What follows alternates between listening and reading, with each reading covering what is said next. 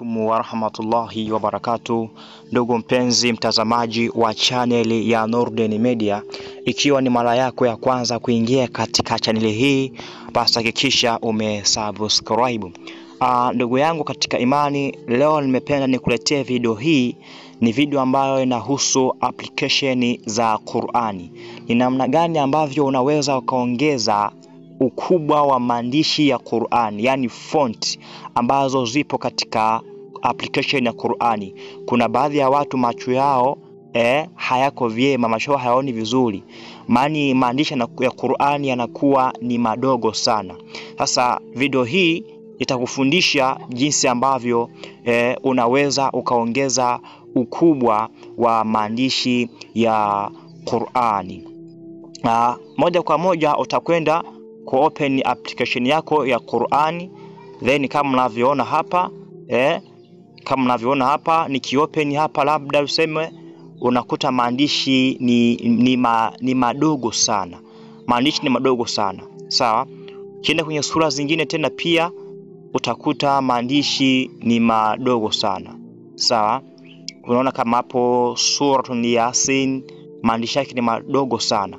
Kwa hiyo tunataka tujue jinsi gani ambavyo tunaweza tukaongeza ukubwa hao maandishi. Sasa moja kwa moja utakwenda kugusa sehemu ya juu yenye vidoti vitatu huko juu, utapagusa. Baada ya kupagusa, utagusa sehemu iliyoandikwa setting juu kabisa, utaigusa sehemu hiyo.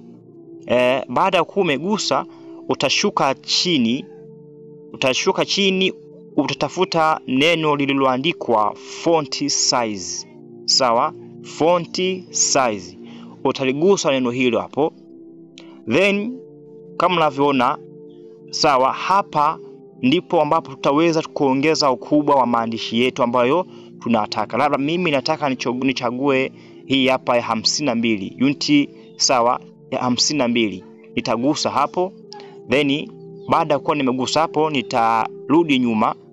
Baada ya kuwa nimerudi nyuma, nitachagua sura ambayo naitaka hapa, then taangalia.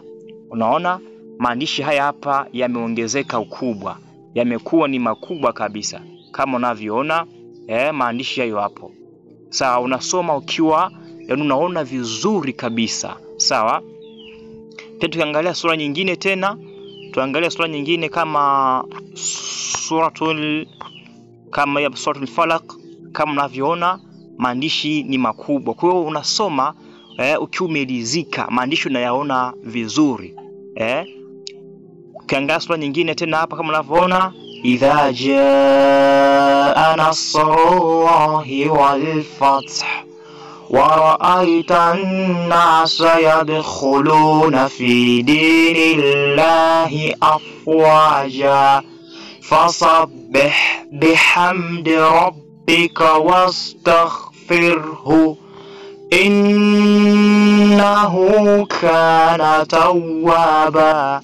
Kwa hiyo unasoma maandishi ukiwa unayaona vizuri kabisa. Hakikisha umesubscribe, umelike, umecomment na kushare.